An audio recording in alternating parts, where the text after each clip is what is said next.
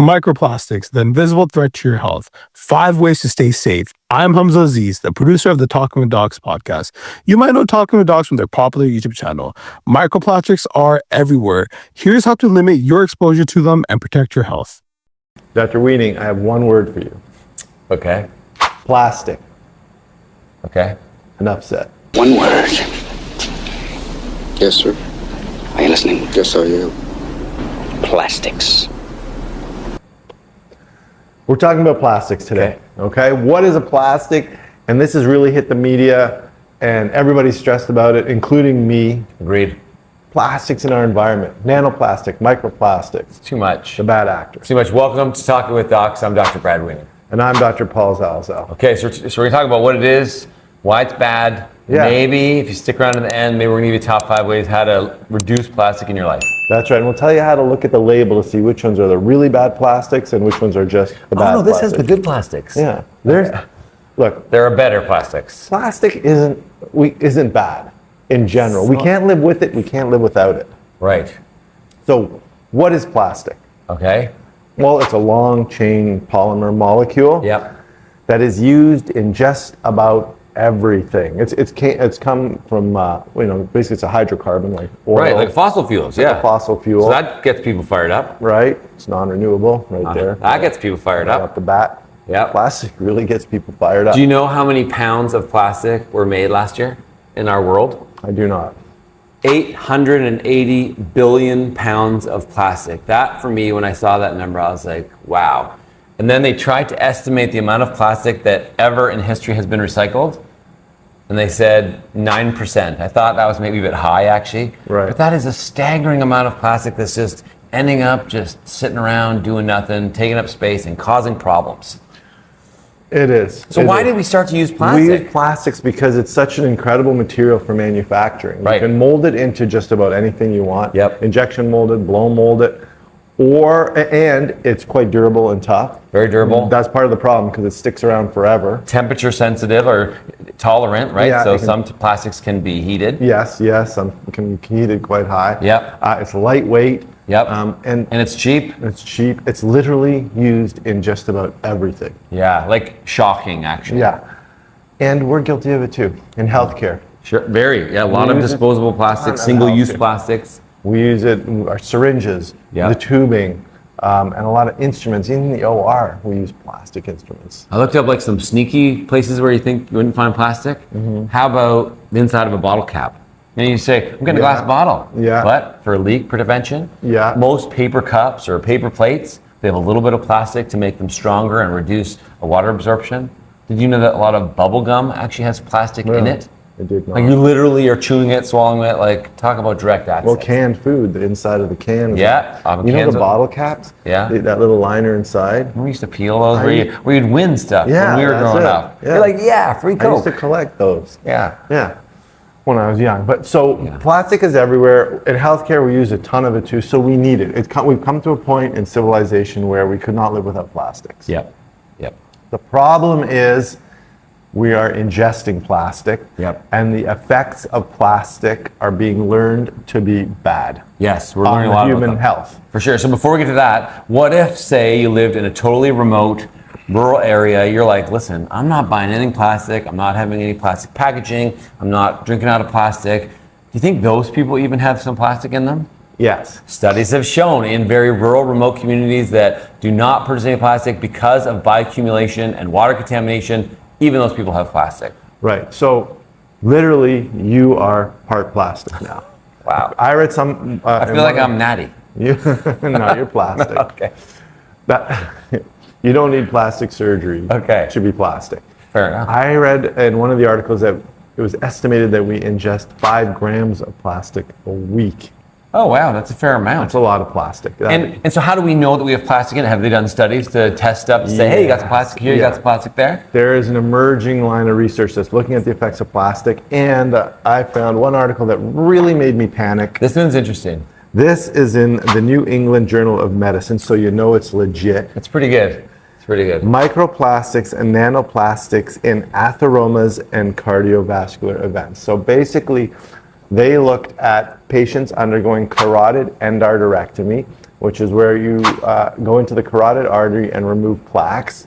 I remember during residency, my vascular surgery, that was a stressful operation. Yeah. I remember doing it in the neurosurgery. Yeah. Dissect the neck. Yeah. Anytime you're dissecting it. And then you're clamping off kind of the blood supply to the brain for like 4 minutes. Get it going. It seems wrong. It's but it's life changing, obviously, for people. So what did they find? Well, the purpose of doing that is to prevent a stroke. Yeah. And they found in those atheromas, in those plaques, 58.4% had plastic in the plaques. 3 out of 5. Polyethylene was detected in carotid artery plaque in 58.4% of the patients. And other plastics were found in there too. Yep. Plastics in your plaques. So in your plaque, I read an article from 2022 that 80% of blood samples had plastic in them. Yeah. They've done similar tests in the liver, in the lung, even in the placenta. Yeah. So even your new unborn baby is being exposed to this stuff. It's everywhere. So plastic is in your body. The overwhelming odds are right now you're watching this with a bunch of plastic in your body. Okay. Is that a bad thing? I was just gonna say, so why does it matter? What if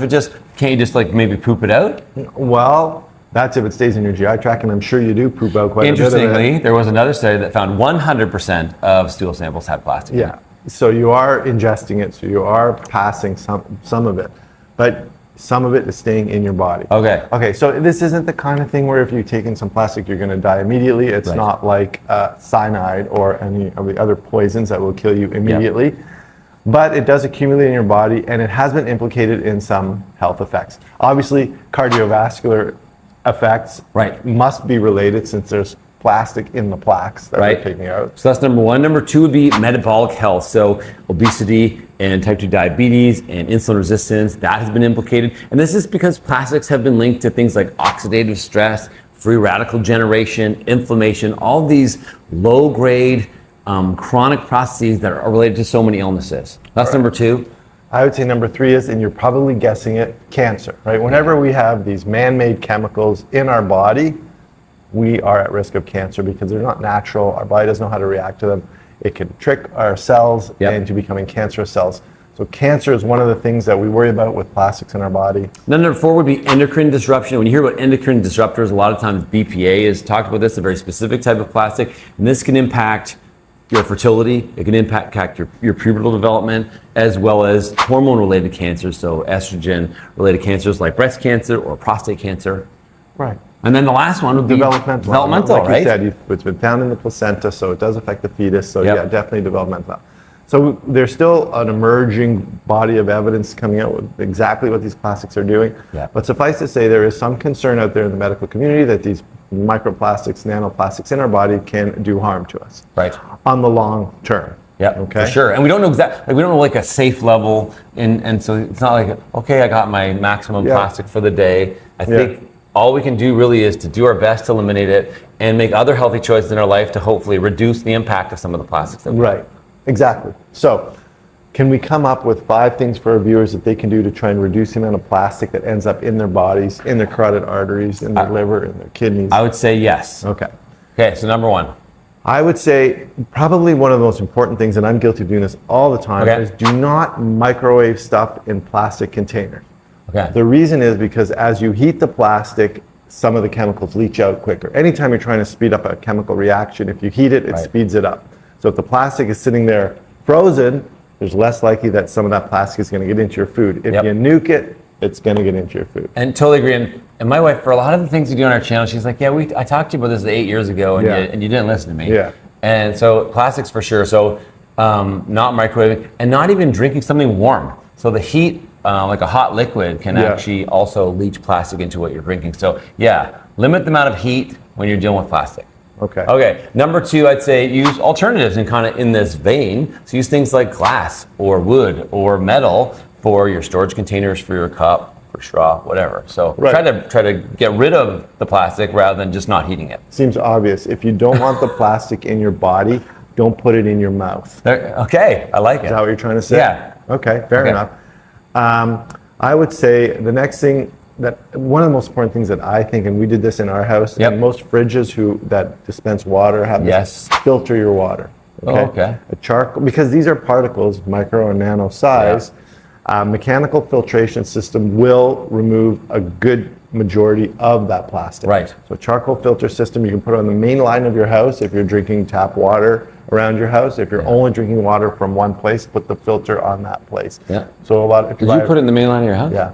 You did, eh? Yeah, because I not only get water from the fridge to drink, but like from upstairs where that I From a hose outside in the summer? hose outside. Now you know you're protected. Yeah. My water. I don't want my lawn to die from plastic. No. What about the dog? Well, who's kidding who? I'm sure if we did test the dogs, then I'm guaranteed. So Yeah. I put on the main line, but we also have one in the fridge. Okay, I like it. Number 4 is shop smart. So if you are shopping, look for, and you have to somehow use plastic, try to look for a specific kind, look for labels that say things like BPA free, and a lot of them now will document, even the tin cans, well, if they are BPA free, they're usually gonna say it. If they're not, they're probably just not gonna address it. Yeah. So they're not gonna say they have BPA, but they're just gonna be quiet about it. Yeah, okay. Let's come back to BPA and what it is, and Yes. why it's risky, and the types of plastics that are worse. But the last one I'm going to say, if you can reduce the single-use plastics that you're 100%. using, then that will also contribute to your reduction of exposure to plastic. Makes sense. There's your 5. There's your 5. Okay. So now in BPA, you mentioned BPA, which is a did. type of plastic that is really bad for you that Yep. we found, and now that's why a lot of products say they're BPA free. Yeah. If you look at the label, they give you the recycling number. Yeah. You know, with a little recycling symbol and a number, that tells you the type of plastic it is. Okay. And then the plastics number 3, 6, 7 are really bad, whereas 1, 2, 4, and 5 are not quite as bad. The way to remember that is 3, 6, 7 will make you go to heaven. 1, 2, 4, 5 might keep you alive. Okay. But no amount of plastic is good, but those are just the worst ones. So we're going to just quickly run through what those are. BPA, you mentioned. Yep. Bisphenol A. Okay. That is a synthetic chemical added to plastics. It's important in the manufacturing of certain types of plastics. Okay. And it was found to be particularly harmful to human health. All right. That's why there's been some regulation on that, and that's why you're seeing all these sort of signs and symbols and labels that say BPA free. Okay. Okay. So numbers 3, 6, and 7 are PVC, polystyrene, and others. others, which are other ones that are bad for you. Polystyrene is styrofoam. We've Okay. known for a while now you don't put styrofoam in the microwave, right? Yeah. But those styrofoam cups are particularly bad for you. Yeah. Okay, then the other plastics that are still bad for you, but not as bad, are the 1, 2, 4, 5. Yep. That might keep you alive. Number 1 is, Polyethylene terephthalate. check out the big brain on Brad. 2 and 4 are high density polyethylene, Yep. low density polyethylene. Yeah. Number 5, Polypropylene. polypropylene. So those are the plastics that are a little more durable, a little less of them leaches out into it. Right? High density polyethylene. That's we put that in people. In people's knees and hips. We do. Yeah. We do it. It's an implant. It's a total hip replacement, total knee replacement, right? You know what's funny is that it's like an organic chemistry kind of lesson, that all this plastic stuff. Yeah. Shout out to my kid who's studying for organic right now. There you go. And the plastics in the setting of an implant seem to be safe. We've done studies on that Yes. before, and haven't they seem safe? I think it's because you're not creating those microparticles that get ingested. It's staying. It takes a while to show up for this because it's such a small thing, right? Right, And right. we weren't looking for them. Right, and the plastics that we use, those high density polyethylenes, they are so tough now. They don't Yep. wear. They don't give off little particles as much as you would think they do. Yeah. So that's the deal with the plastics. Yeah. Those are the ones 3, 6, 7. Try and avoid those as much as possible. 1, 2, 4, 5. Those are a little better. Try and avoid all plastics. We told you 5 things you can do to reduce the plastics. If this is so bad, then why don't governments just do something and say, hey, we're going to ban all plastic? Can't do it. Can't do it. Everything. The government's made of plastic. Yeah, the government is Government's made of made of plastic. plastic now. And so a lot of governments are working to reduce single-use stuff, but at the end of the day, honestly, yeah, we're going to ban straws. Like, straws are a small part of the problem. So it's the packaging and a lot of the food packaging, because of the types of life that we live. It's ubiquitous. It's everywhere. And we didn't touch on these big islands of garbage floating around the No. ocean and stuff like that. We recognize that those exist and those are a serious problem. Yep. We just focused on what plastics do to the human body. So do your best. Do your best. These are some things you can do to reduce it. Don't get to the point where you're so stressed out about this. We're like, oh my God, what am I going to do? Because this is just part of life now. Yep. Okay. But these are the things you can do to try and reduce that part of life that's getting in your body. Now you know. If you like this video, please like it, subscribe to our channel, leave a comment, your thoughts on plastic, and what you do in your home to reduce plastic use. And no offense to our plastic surgery colleagues. That's a different thing. It is. You are in charge of your own health. We'll see you next time.